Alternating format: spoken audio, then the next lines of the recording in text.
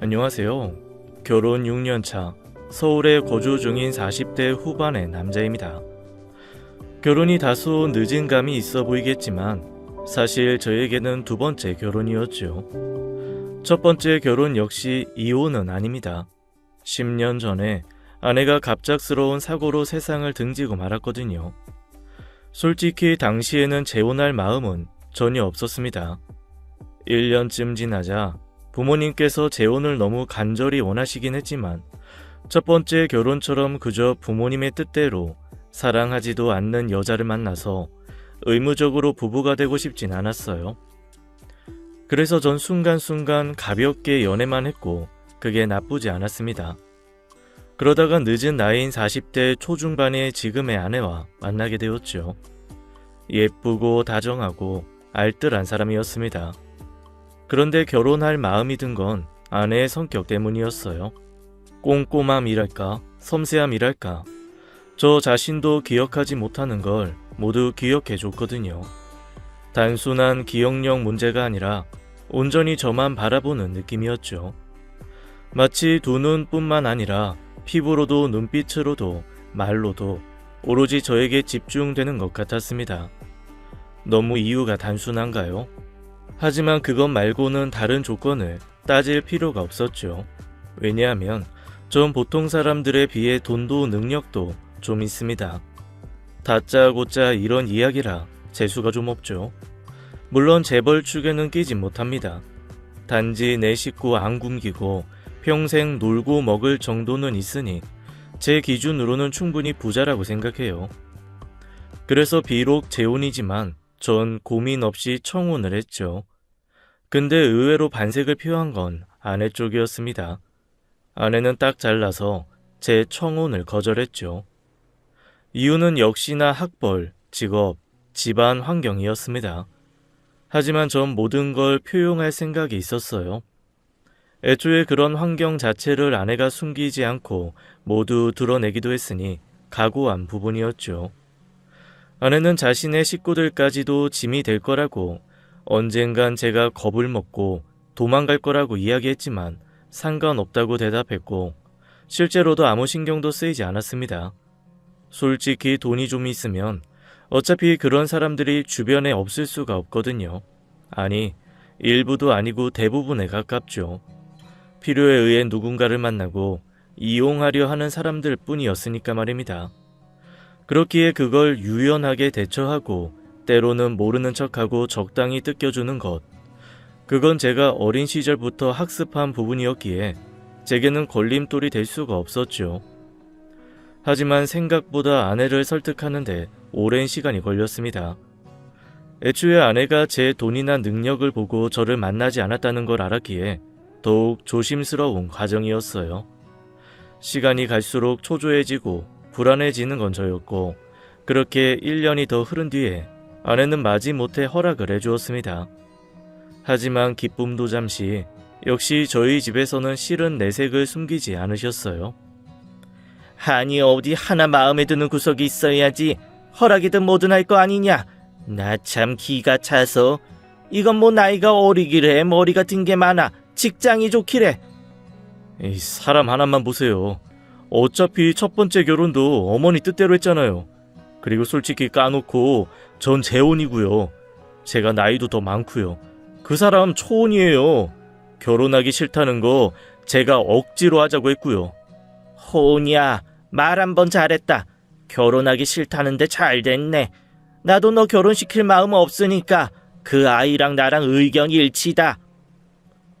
전 답답해서 가슴을 쿵쿵 쳤습니다. 그리고 아버지를 바라봤죠. 이번 건 나도 반대다. 아버지, 일전에는 제가 좋으면 누구라도 괜찮다고 하셨잖아요. 왜요? 또 첫 번째 결혼처럼 비즈니스다 뭐다 하시면서 강제로 결혼시키시려고요? 그게 아니야. 아니 적당한 수준이 차이가 나야지 생각이고 자시고 할 거 아니냐. 이건 뭐 어머니는 식당에서 일하고 아버지는 놀고 형편이 빠듯했을 텐데 자식이 셋. 아예 아직 다 결혼도 안 했고 위에 오빠 하나는 백수. 아버지는 화를 누구르는 것처럼 눈을 꾹 감고는 고개를 좌우로 흔드셨죠. 저도 막막하긴 했습니다. 솔직히 이런 상황으로 결혼을 한다고 하면 누구라도 반대를 했을 테니까요. 그래서 전 중간에서 최대한으로 노력이라는 걸 해봤습니다. 양쪽을 오가며 좋지 않은 말은 거르고 좋은 말을 전달하고 그러면서 아주 조금씩 바꾸어 나가기 시작했죠.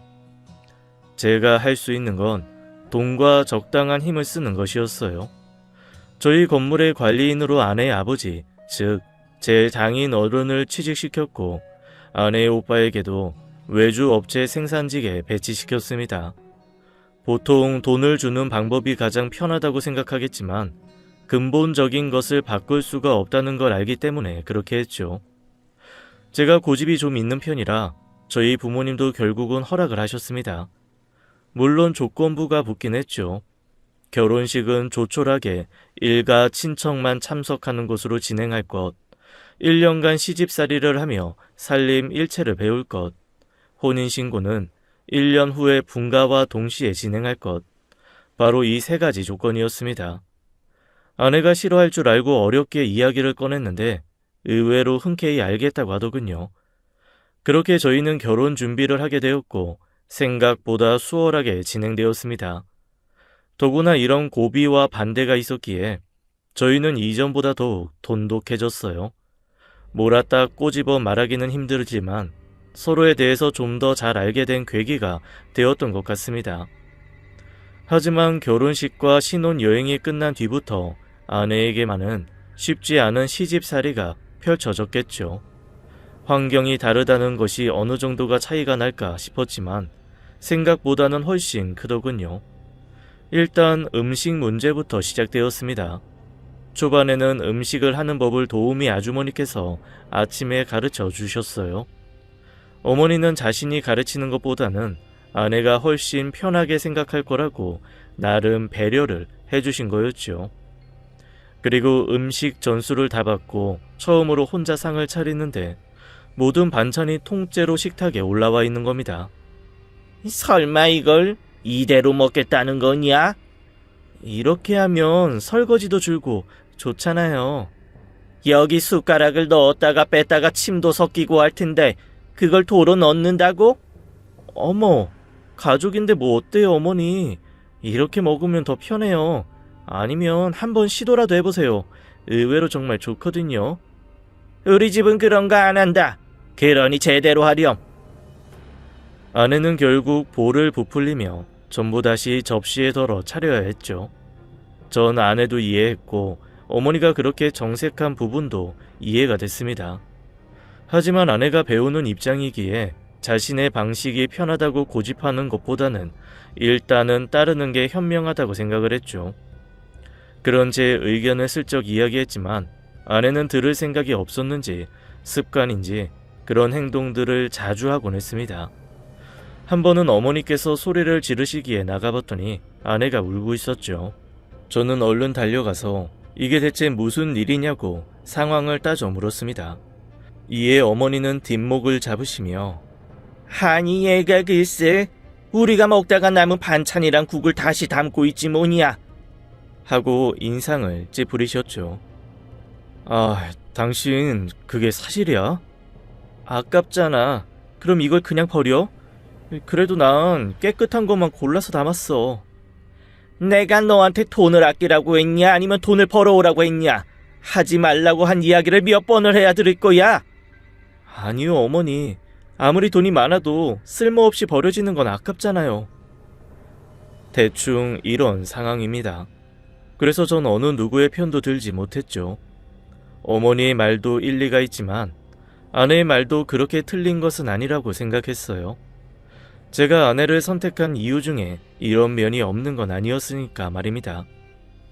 아내는 제가 돈이 많다는 걸 알면서도 돈을 함부로 쓰는 법도 없고 필요 없는 물건은 사지도 않아요.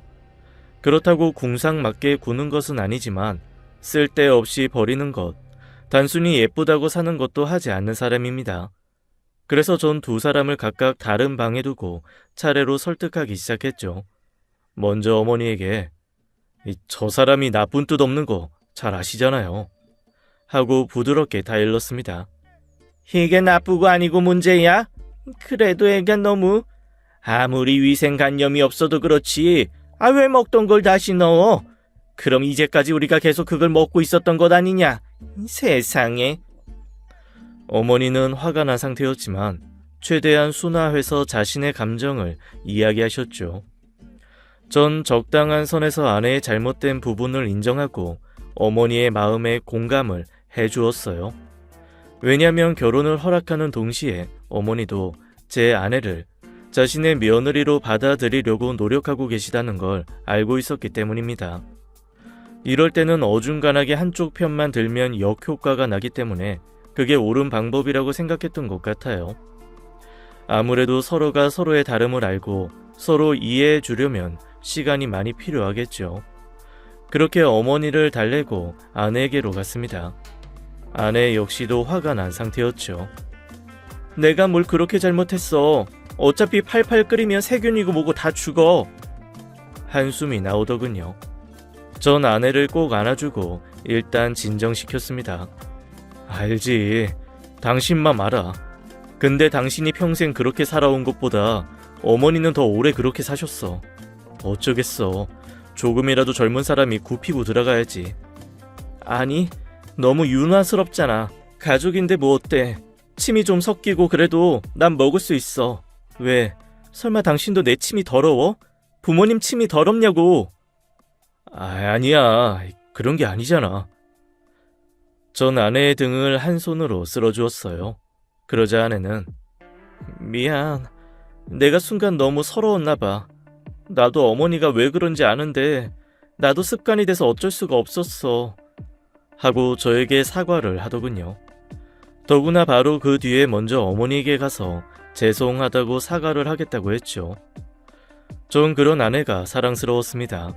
고집도 있고 성격이 온순한 사람도 아니었지만 적어도 자신의 잘못을 인정할 줄 아는 현명한 사람이었으니까요. 그 뒤로는 큰 탈 없이 하루하루를 보냈던 것 같습니다. 적어도 제가 보기에는 아내는 저희 부모님에게 최선을 다하려는 것 같았죠. 하루는 요리를 제대로 배워보고 싶다면서 학원을 다니겠다고 했고 전 흔쾌히 허락해 주었습니다. 다행히 아내는 요리가 적성에 맞는지 이전과는 다르게 손도 빨라지고 실수하는 법도 없었어요. 그리고 가족들의 건강 상태에 따라서 요리를 따로 준비하기까지 했죠.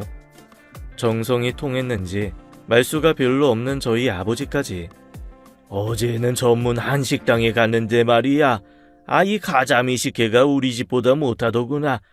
이젠 밖에서 먹는 것보다 집에서 먹는 게 더 맛있어. 하면서 크게 웃으시는데 수줍어하는 아내보다 제가 더 뿌듯했습니다. 아내도 싫지 않았는지 그 뒤로는 더욱더 요리 하나하나에 신경을 쓰기 시작했죠. 그리고 아침마다 부모님께 건강에 좋다는 야채즙, 과일즙까지 챙겨드리기까지 했습니다. 건강 녹즙이라면 인상을 쓰시고 손을 내저으시던 아버지도 맛이 있다며 꾸준히 드셨죠. 솔직히 요리라는 게 이 정도의 힘이 있을지는 몰랐어요. 아무래도 부모님 두 분 다 연세가 있으시니 건강검진을 받으면 항상 주의해야 할 부분이 한두 가지는 있었죠.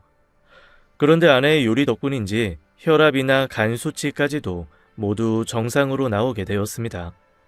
요리뿐만 아니라 집안일도 완벽했죠.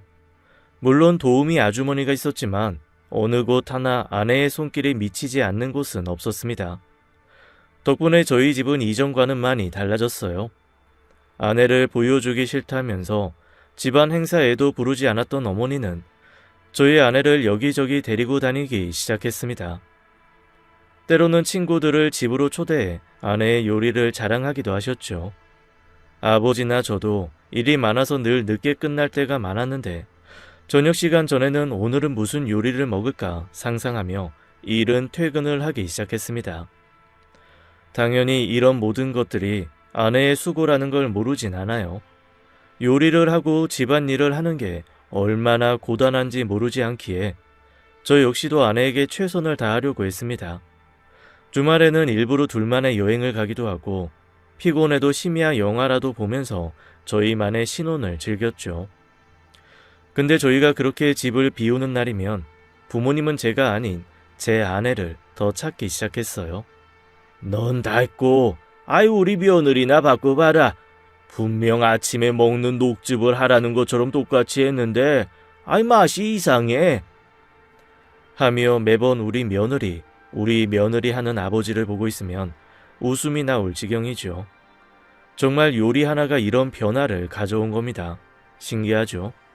부모님이 아내를 대하는 태도가 바뀌게 되면서 약간은 삭막했던 커다란 저희 집에는 따뜻한 생활의 빛이 생겨났다는 느낌이 들었습니다. 저 스스로도 정말 결혼 잘했다는 생각만 했어요. 그런데 놀랍게도 그 기쁨에 더해 아내는 임신을 하게 되었습니다.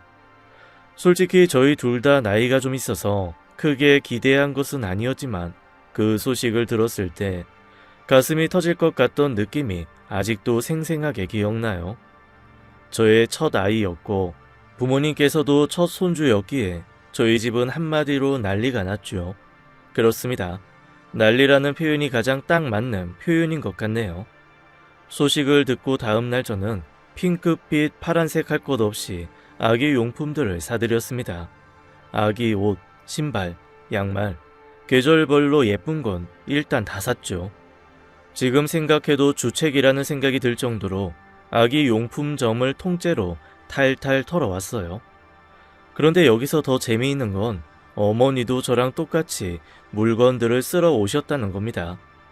물론 저보다는 육아 경험을 하셨기에 젖병 소독기, 아기 침대와 명품 유모차, 보약이 추가되어 있다는 것이 다르다면 다르겠죠. 아버지는 어땠냐고요? 피는 못 속이는지 스케일만 조금 커진 정도였죠. 출장 요리사를 불러 일가 친척들을 초대하고 축하를 했고, 아버지는 아기 방을 새로 인테리어하고 아내에게 외제차를 선물해줬습니다. 이때 아내는 고작 임신 7주 차였죠. 아기의 내 활동을 활발하게 할 수 있다는 다양한 색과 그림으로 도배된 커다란 아기 방이 완성되었을 때는 임신 9주 차였습니다. 그런데 그 넓은 방에 아기가 들어갈 수 있을까 하는 의문이 들 정도로 아기 용품들이 꽉 채워져서 곤란할 정도였죠. 그도 그럴 게 저희가 산 건 물론이고 친척들과 주변 사람들의 선물까지 더해졌으니 그 사이에 2배 이상은 늘어나게 된 겁니다. 거기에 저도 오고 가다가 하나씩 더 샀죠. 하이 주책도 이런 주책이 없어. 너까지 이런 걸 또 사면 어쩌냐. 이 옷들 하나씩 다 입히기도 전에 크겠다. 왜 저한테 그러세요? 어머니가 산 게 저보다 훨씬 많아요. 이 유모차가 얼마야? 엄청 고급스럽네. 하고 제가 유모차를 손끝에 쓸자 어머니는 제 손을 탁 쳤습니다. 어머, 어딜 만지길. 아기가 탈 건데. 그때를 생각하면 손에 꼽을 정도로 가장 행복했던 것 같아요. 부모님은 매일매일 아기가 없는 아기방을 들여다보고 아내는 늘 평온한 표정으로 요리를 준비하고 저를 웃으면서 반겨주었죠. 솔직히 좀 더 빨리 결혼을 했어야 했다는 생각이 들 정도였어요. 남들은 결혼이랑 죽음은 최대한 뒤로 미루는 게 좋다고 떠들었지만 저에게는 해당 사항이 아니라고 그렇게 생각했습니다. 하지만 계속 평온할 것 같던 그 생활의 빛이 꺼져버린 건 순식간이었어요. 이따금 복통을 호소하던 아내가 아이를 잃게 되고 말았죠. 모두가 슬펐지만 아내의 고통은 짐작할 수 없었기에 제대로 된 위로의 말도 떠오르지 않았어요. 제가 할 수 있는 최선은 아내가 기운을 회복할 수 있도록 쉬게 하는 거였죠. 뭐가 있을까 바로 떠오르진 않았지만 아내가 집에서 하는 일이 너무 많다고 생각했기에 분가를 하기로 결정했습니다. 부모님은 처음에 시집살이 1년을 한다는 조건을 어기는 걸 탐탁치 않게 생각했지만 이런 큰 집에서 편하게 쉴 수 없다는 걸 인정하시더라고요. 임신 초기에 주의했어야 했는데 이것저것 아내가 신경 썼다는 걸 모르진 않으셨을 테고 의도하지 않게 부담감을 준 부분도 있었을지도 모른다고 설득했습니다. 그래서 전 아내가 태어나기 전에 저희 회사와 가까운 아파트로 이사를 가겠다고 말씀드렸죠. 너무 빠르다고 성급하다고 부모님이 조금 시간을 가지고 생각하자고 하시자 저는 어머니도 안사람 가르치려는 목적이셨잖아요. 근데 이제는 누구보다 살림 잘하는 거 아실 테고 고작 몇 개월 후면 약속한 1년이잖아요. 하고 이야기했습니다. 물론 어머니도 조건이나 약속 이행 때문에 고민하는 건 아니셨어요. 오히려 어머닌 휴산이라는 게 이 출산이랑 그렇게 다른 게 아니야. 아니 들어보니 오히려 출산보다 더 힘들다고 하더라. 그래서 출산했을 때랑 똑같이 산후조리를 해야 병이 안 난대. 이 몸조리를 해야 되는데 친정집에서 그걸 신경 써줄 것 같지 않아서 그런다. 라고 말씀하시며 걱정을 하시더라고요. 그래서 전 부모님께 몸조리 시키고 집안일도 일체 시키지 않고 쉬게 해주겠다고 약속을 했습니다. 부모님은 허락을 하셨고 그렇게 저와 아내는 분가를 하게 되었죠. 아내는 저희 부모님을 걱정하면서도 내심 이런 상황이 싫지는 않은 모양이었습니다. 얼마 지나지 않아 아내는 활기를 찾았고 그동안 자유롭지 않았을 외출도 하기 시작했어요. 쇼핑도 하고 외식도 하고 피부 관리도 하고 친구들과 어울리기도 했죠. 아내가 뭘 하고 있는지는 물어보지 않아도 알 수 있었습니다. 제가 준 카드 내역이 모두 저에게 오고 있었기 때문이죠. 쓸데없는 지출을 하지 않던 예전과는 확연하게 다른 모습이었지만 싫지 않았습니다. 오히려 자신을 가꾸고 투자하는 것은 제가 원하던 일이었죠. 꽤 상당한 액수의 카드값이 청구되었지만 저에게 그리 부담스럽지 않은 금액이기도 했고요. 그렇게 1년 정도 흘렀고 아내가 다시 임신을 하게 되었습니다. 아무래도 첫째 아이를 잃었기 때문에 아내는 조심하는 것 같더라고요. 이전처럼 외출을 하는 것도 멈췄습니다. 그러다가 얼마 가지 않아 도우미 아주머니도 더 이상 쓰지 않겠다고 음식은 자신이 만들어서 먹겠다고 했죠. 하지만 저도 경험이 있기에 조심스러웠고 이전보다 작은 집이라도 40평의 아파트를 혼자 관리하는 것도 힘들다고 생각했기에 반대했습니다. 그래서 결국 타협한 것이 일주일에 한 번은 도우미 아주머니에게 청소를 해달라고 하는 정도였어요. 단 모든 요리는 아내가 한다는 조건이죠. 솔직히 나쁘지 않았습니다. 1년이 넘도록 아내의 완벽한 요리를 먹다가 못 먹게 되어서 아쉽긴 했거든요. 그런데 입맛이 문제인지 아내의 요리가 어딘지 모르게 달라져 있었죠. 확실히 딱 꼬집어 짜다 맵다 달다로 나눌 수 있는 부분이 아니라 어딘가 묘한 맛이 느껴졌습니다. 국이나 찌개는 이전과 크게 달라지지 않았지만 이상하게 나물과 같이 싱거운 음식은 맛이 희한했죠. 아내는 천연 조미료를 써서 그렇다고 몸에 좋은 거라고 먹으라고 했지만 이전처럼 손이 가지 않았어요. 그랬더니 아내는 제가 계속 밖에서 음식을 먹고 자극적인 맛에 익숙해져서 입맛이 변한 것 같다고 했습니다. 내 입맛이 정말 변했나? 하는 생각이 들었죠. 하지만 저만 그런 게 아니었어요. 아내는 음식을 할 때 저희 집에 보낼 것도 함께 만들어줬거든요. 부모님도 아내의 요리를 그리워하고 있었기 때문에 저는 주말이면 반찬들을 들고 부모님 댁에 방문해서 함께 식사하곤 했습니다. 그런데 아버지도 똑같은 소리를 하시더군요. 이게 맛이 원래 이런가? 아이 뒷맛이 좀 쓰지 않냐? 아니 이걸 쓰다고 해야 하나? 그렇죠. 저만 이상한 거 아니죠? 약간 시큼하고 좀 비린 것 같지 않아요? 전 고개를 갸웃하며 나물을 몇 번 더 집어먹었죠. 그래 맞아. 약간 이상한 맛이야. 당신도 이거 먹어봐 숙주나물. 어머니도 드셔보시고는 고개를 저으셨습니다. 그리고는 확실히 좀 이상하구나. 근데 임신을 하면 입맛이 조금 변하는 사람도 있다고 하더라. 그동안 요리를 안 하니 손도 무뎌졌을 테고. 혹시나 자꾸 음식 타박하지 마라. 가뜩이나 예민할 텐데. 이번에는 조심해야지. 당신도 이번에는 축하고 뭐고 그런 거 없이 조용히 넘어가고. 하시며 저와 아버지에게 짧게 경고를 하셨죠. 그래서 저도 아내에게 혹시나 스트레스가 갈까봐 무조건 엄지를 치켜 올리며 세상에서 제일 맛있다고 칭찬을 하며 밥을 먹었어요. 아내도 좋아했죠. 그게 약간의 효과가 있었을까요? 아이는 세상에 무사히 태어났습니다.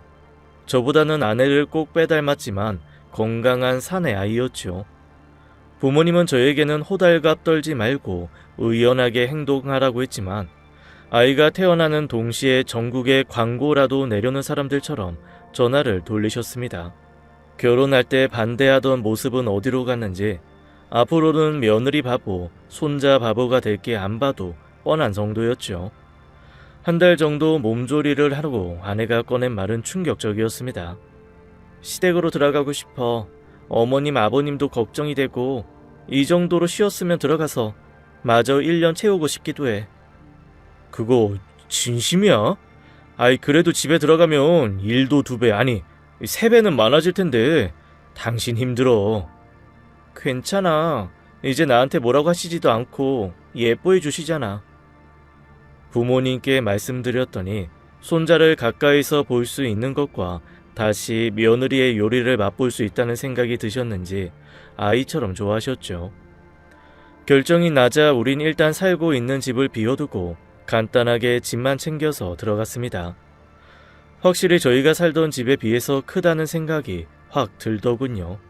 그전에는 계속 살아서 몰랐는데 아이 방도 저희 방과는 좀 떨어져 있어서 걱정이 되었죠. 처음에는 방을 옮길까 싶었습니다. 그런 고민을 하던 차에 요즘에 다들 하나씩은 쓴다는 홈 CCTV를 설치하게 되었죠. 솔직히 전 그런 게 있는지도 몰랐어요. 회사에 강아지를 키우는 직원이 추천해줬어요. 그렇게 하면 회사에 가서도 아이를 볼 수 있다는 장점이 있다는 달콤한 말에 바로 샀죠. 실제로 정말 간편하게 휴대폰으로 아이 방을 볼 수 있었는데 신기하게 음성도 들리고 야간에 불이 꺼져도 잘 보이는 겁니다. 와, 세상 좋아졌다. 진작에 사둘걸. 속으로 아쉬워하며 아침 회의가 끝나고 휴대폰으로 확인을 했죠.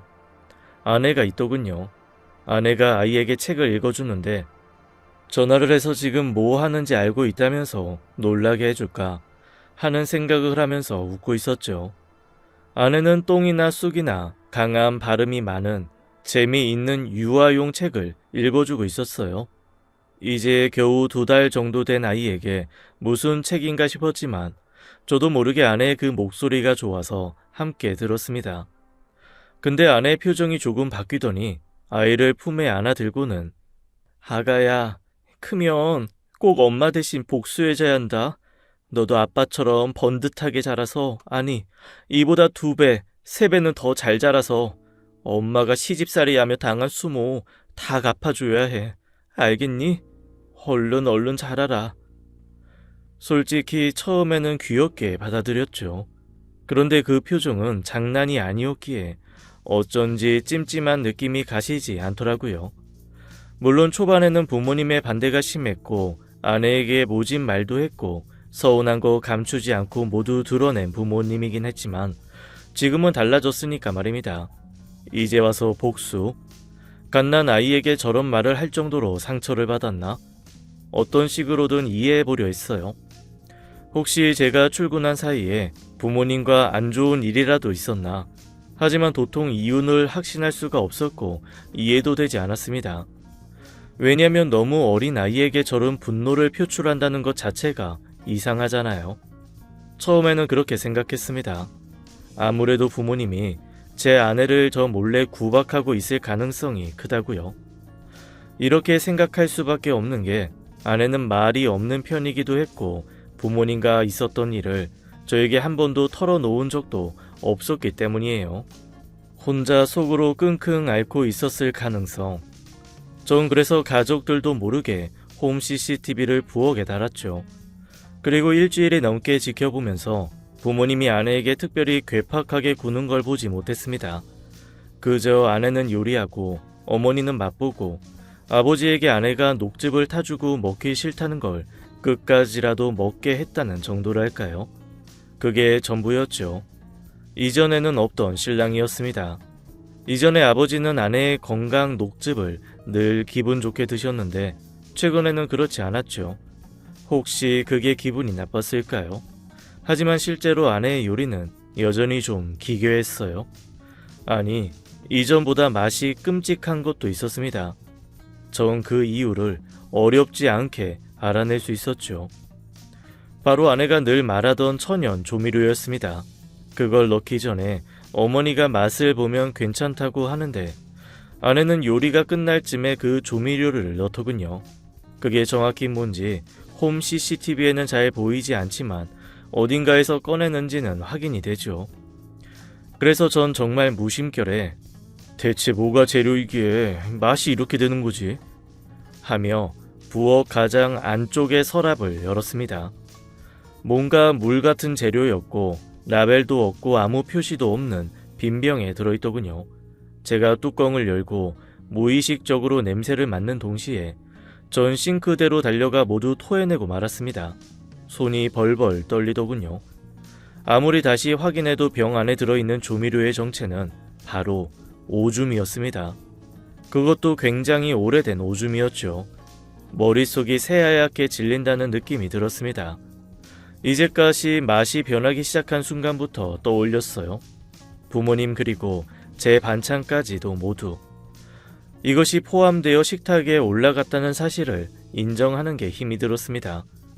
다시금 먹은 모든 걸 개어내고 있는데 아내가 걱정스럽게 오더군요. 전 그대로 아내를 밖으로 끌고 나갔죠. 당신 미쳤어? 사실대로 말해. 왜 그랬어? 다짜고짜 무슨 말이야. 당신이야말로 왜 그래? 요리에 이제까지 뭘 넣은 거야? 말해. 똑바로 말해. 정말 무슨 소리를 하는지 모르겠다. 당신까지 나 힘들게 하려는 거야? 이거 뭐야? 이거 뭐냐고? 전 오줌이 든 병을 흔들며 아내의 가슴 쪽으로 밀어 넣었습니다. 근데 아내가 정말로 뭔지 모르겠다는 듯이 고개를 갸웃하고 뚜껑을 열어 냄새를 맡아보더군요. 그리고 인상을 찌푸리는데 얼마나 소름이 돋았는지 모릅니다. 제가 영상을 통해 아내가 몇 번이고 그걸 요리에 넣는 모습을 봤는데 모르는 척하니까 더 끔찍했죠. 아내는 이게 뭐야? 뭐 오줌 그런 거야?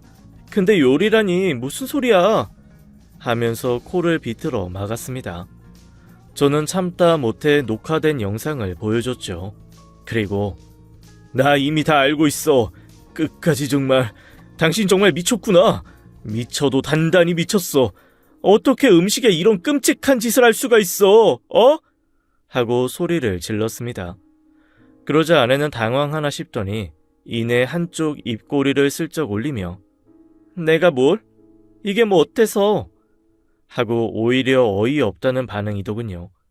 전 거의 눈이 돌아버릴 지경이었습니다. 이유가 대체 왜 그런 거야? 이유? 그렇게 세상 깨끗한 척 다 하더니 잘 받아먹는 걸 보니까 기분 좋더라고. 웃기지 않아? 침도 섞이기 싫다. 나더러 가정교육도 제대로 못 받았다며 그렇게 타박을 하던 사람들이 침을 뱉어도 오줌을 넣어도 바닥까지 싹싹 긁어먹는 모양이 말이야. 솔직히 나 이 정도로는 분이 안 풀려. 그동안 그 사람들이 나한테 어떻게 했는데. 처음에는 그랬지. 그래도 나중에는 잘해주셨잖아. 외제차 사주고 유세 떨고 그깟 돈 좀 주면서 잘난 척하는 거? 그게 당신 기준에서는 잘해준 거구나. 유세? 말 다 했어? 언제 우리 부모님이 유세를 떨었어? 그건 내가 판단해. 그리고 내가 내 아이를 잃은 것도 다 당신 부모 때문이야. 그 잘나시고 고귀한 양반들 뒤치다꺼리 하다가 그렇게 된 거라고. 그리고 이 말만은 안 하려고 했는데 어머니가 그때 사주신 보약 그거 먹고부터 배가 아팠어. 너 미쳐도 단단히 미쳤구나. 보약? 보약 때문에 아이를 잃었다고? 그리고 부모님이 집에서 쉬라고 했는데 당신이 요리를 하겠다고 그랬잖아. 아이 가졌을 때 아니야? 쉬라고 한다고 쉬면 또 그걸로 눈치 줄 텐데 내가 어떻게 쉬어? 당신 그거 피해망상이야. 내가 이 영상 하나만 받겠어?